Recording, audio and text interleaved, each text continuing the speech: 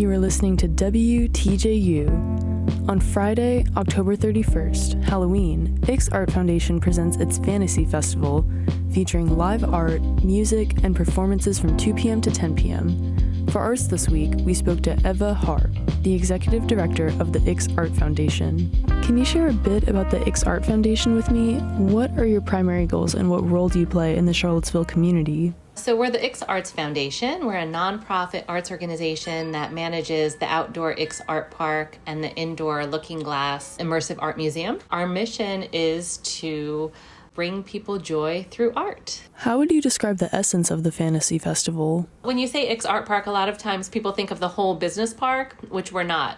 Ix Art Park is really the area that has the stage and the Rainbow Plaza, and the grassy area with the vine dome. So that's the area where the festival would be taking place. We produce a few events every year. Fantasy Fest is a celebration of imagination and creativity. Get in touch with your inner wizard or fairy or superhero or whatever your alter ego might be.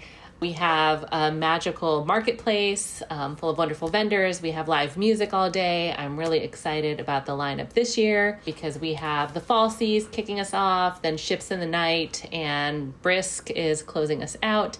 And there's also going to be a lot of family fun, some roving characters, and face painting. It is a fundraising event. We ask for a $5 to $25 donation from people attending, but if that is cost prohibitive for anybody, it is free to attend. This year we're also doing trick or treating from 6 to 8, and then our after party, which is a really fun dance party with 3 DJs this year, kicks off at 9 o'clock inside the Looking Glass. It starts off with DJ Brielle, and then Disco Pomegranate, and then Ravita. What types of performances can we expect to be at the festival? Are there primarily local artists and vendors, or will there be artists from several localities? I would say regional, a lot of kind of local, but then also coming from Richmond and the surrounding areas.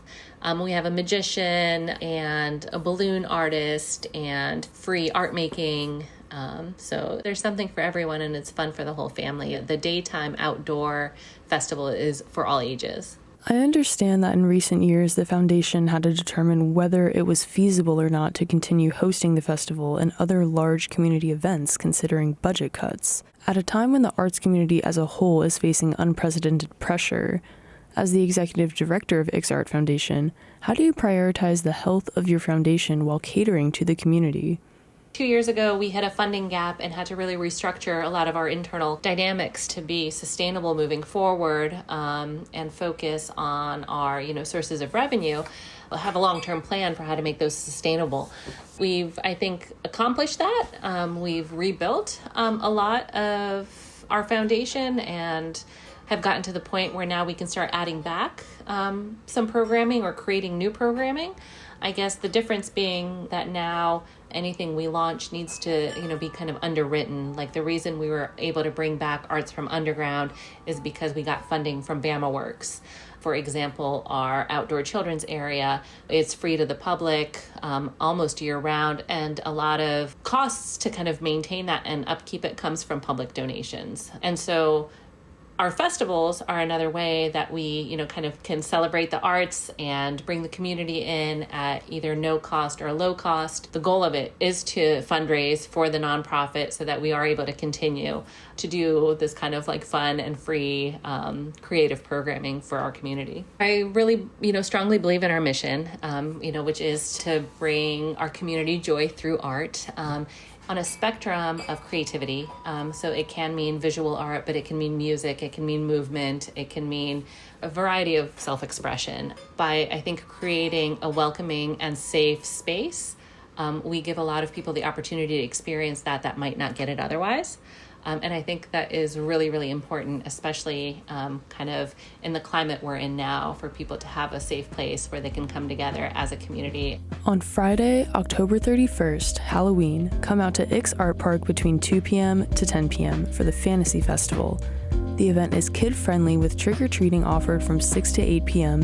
and a range of other mystifying activities. Tickets are $15. For more information, visit ixartpark.org. Arts This Week is supported by the UVA Arts Council and Piedmont Virginia Community College. PVCC Arts presents a rich array of dance, music, theater, and visual arts programming. Learn more at pvcc.edu. For WTJU, I'm Ella Powell.